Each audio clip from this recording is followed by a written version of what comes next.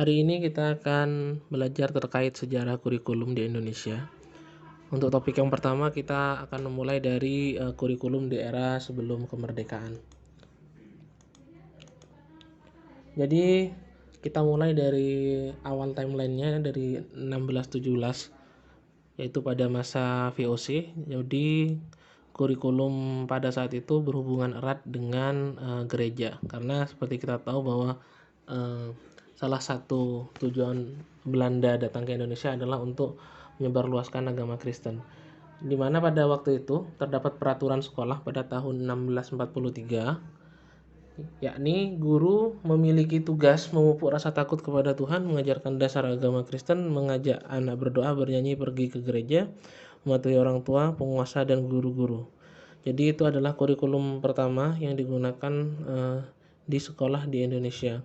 Kemudian kita beranjak di sebelum tahun 1892, di mana pada waktu itu di sekolah rendah ini setara dengan SD pada masa sekarang, tidak memiliki satuan kurikulum. Namun walaupun mereka tidak punya kurikulum, sekolah itu punya peraturan, yaitu peraturan yang muncul di tahun 1871 yang berisi petunjuk kegiatan di sekolah.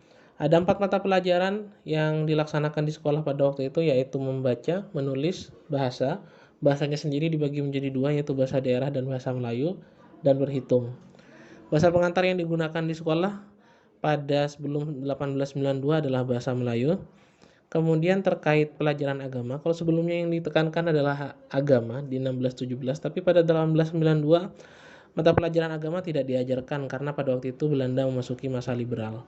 Berdasarkan Statuta 1874 yang dikeluarkan oleh Belanda, pelajaran agama dilarang dilaksanakan di sekolah pemerintah. Namun pelajaran agama bisa dilaksanakan di luar jam pelajaran. Kemudian kita beranjak ke kurikulum setelah 1892.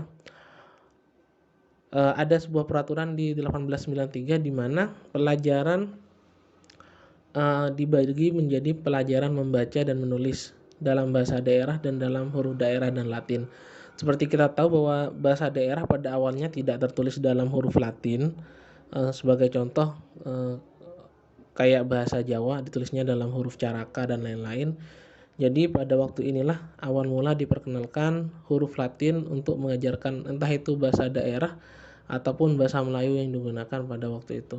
Kemudian ada pelajaran membaca dan menulis dalam bahasa Melayu, kemudian ada pelajaran berhitung, ilmu bumi Indonesia, ilmu alam, sejarah pulau tempat tinggal, menggambar, dan mengukur tanah. Lama pelajaran awalnya 3 kelas, kemudian diperpanjang menjadi 5 kelas. Jadi pada tahun setelah 1892 ada yang disebut dengan sekolah kelas 1. Biasanya sekolah kelas 1 ini ditujukan untuk kaum bangsawan ya, atau untuk orang yang berdarah Belanda. Nah, sekolah kelas 1 ini yang awalnya 5 kelas ditambah pelajaran bahasa Belanda sehingga lama studinya diperpanjang menjadi 6 tahun atau dalam 6 kelas.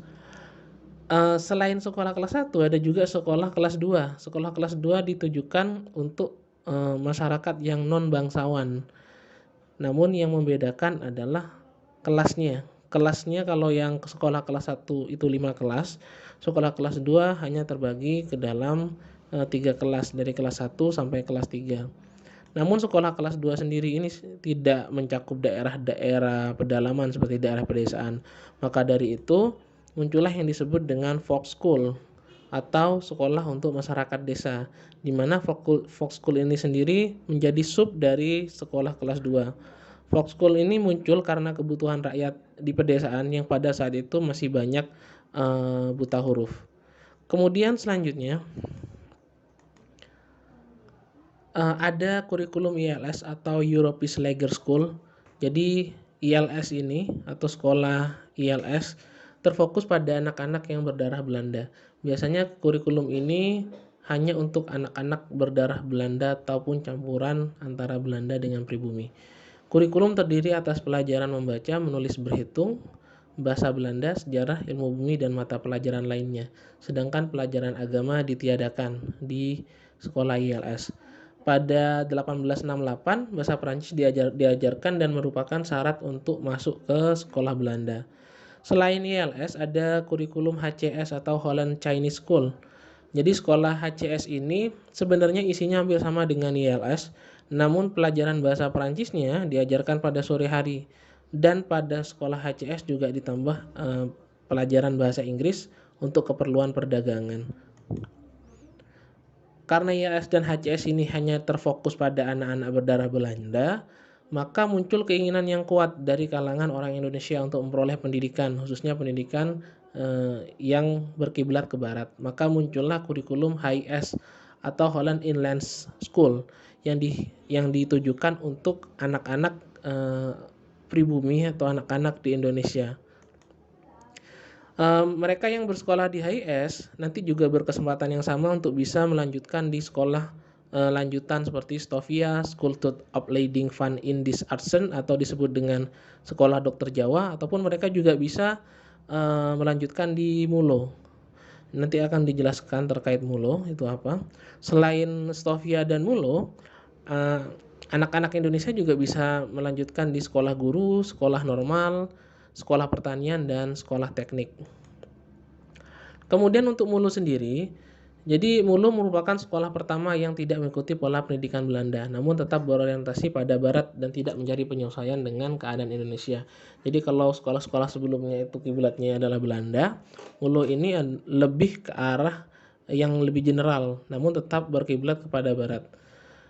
Programnya ada 4 bahasa, yaitu ada bahasa Belanda, Prancis, Inggris, dan Jerman. Jadi Mulo ini dibuka pada tahun 1903 dan Mulo ini dimaksudkan untuk sekolah kelas rendah. Kemudian selanjutnya yang paling terakhir ada kurikulum HBS atau Hoger Burger School. Jadi kurikulum HBS ini adalah kurikulum yang langsung mengikuti kurikulum di Belanda. Jadi kontennya berubah-ubah sesuai dengan perkembangan ilmu pengetahuan, namun mata pelajarannya tetap sama. Jadi kontennya aja yang berubah, tapi mata pelajarannya tetap. Nah, siswa HBS memiliki ciri khas, mereka memiliki bakat yang tinggi dalam IPA, matematika, maupun bahasa. Jadi seperti itu perkembangan kurikulum di Indonesia pra kemerdekaan. Pada pertemuan selanjutnya kita akan belajar lagi kurikulum di Indonesia setelah kemerdekaan dan masa Orde Lama. Terima kasih.